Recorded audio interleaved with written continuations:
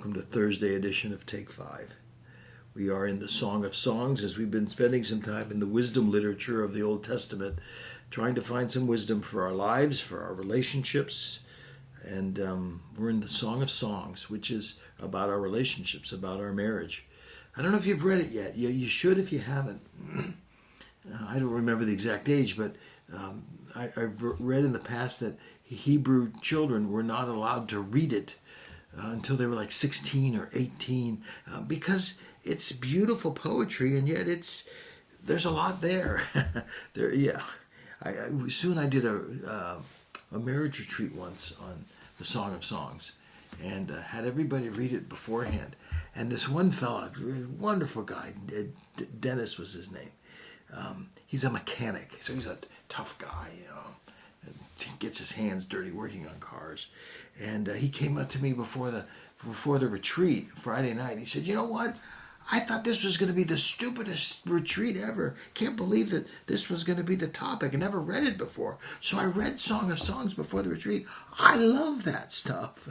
So give it a read. It's very graphic in a sense of the beauty of marital love. And remember, it builds up to it. And then eventually it gets to the wedding and then the marriage. But it's a beautiful whole poem about marital love, before marriage, wedding, and after marriage.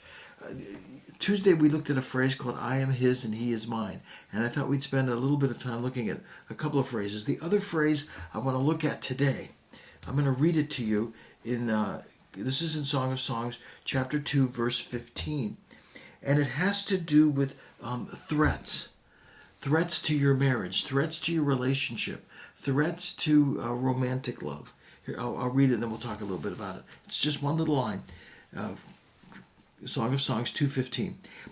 The woman says to her beloved, "Catch the foxes for us, the little foxes that ruined the vineyard, for our vineyards are in bloom." What's that? Catch the foxes. The foxes are the metaphor for those threats of a relationship. In the ancient Near East in poetry, they would use various animals, various pictures about those threats. There's an Egyptian song that talks about the crocodiles. That sounds even more dangerous. The crocodiles that are the threats to the marital love. Now, they didn't have crocodiles in Israel, so what's the next best thing? Well, look at those foxes, and look at what foxes can do. We have a fox, actually, I hear in our neighborhood, and probably ruining people's gardens. Well, here she says, "Catch the foxes for us, the little foxes that are ruining our vineyard." And the vineyard, of course, is a metaphor for their love, for their relationship, and perhaps even for the intimacy of their relationship. For she says, "For our vineyards are in bloom." And so she's maybe even be talking about the moment of romance. Catch those foxes, catch those things that can ruin the romance of the moment or ruin the marriage forever. There's a lot of things that'll ruin your romance of the moment. The TV that's on, the computer that's open, the phone that you keep looking at, the problems that are in your head. There are a number of things that certainly can ruin the romance in the moment. You're having a romantic moment and you get a text message. And what do you do with it? You look at your phone. Don't look at your phone. Turn your phone off, as a matter of fact. But even the foxes, the long term, I think about these. I wrote a few down. There's the fox of poor communication, where maybe as the marriage has gone on, you've stopped communicating well. And now you just expect your partner to know what you're thinking, to know your plans before you said it. Poor communication can be a really dangerous fox for your vineyard. The fox of mistrust. There can be all kinds of reasons why you don't trust each other.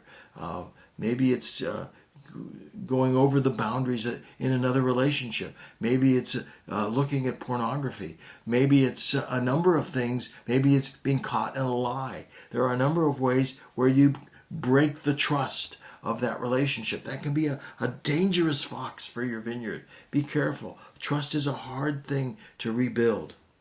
the fox of mistrust, the fox of pride and selfishness. I think in 1 Corinthians 13, love is not self-seeking. Love is not proud. Love doesn't boast. And so there's no room for pride or selfishness in the vineyard of your marriage. And then there's the fox. And you even see it in the Song of Songs. Later in the chapters, there's the fox of apathy, where he comes knocking at the door, and she doesn't really want any part of him. She's too busy. She doesn't. No thanks. Don't let apathy get part of your marriage. Here's the wisdom. The wisdom is there are foxes. They're real, and they can affect your love and your romance and your marriage. Don't let them. Be aware of them, talk about them, and work on them so that your marriage is not affected, your vineyard is not affected by the foxes. I'll see you next week. We are going to continue. I got a couple other things I want to say about Song of Songs, and we'll continue that next week. I'll see you. Watch those foxes. Have a great week.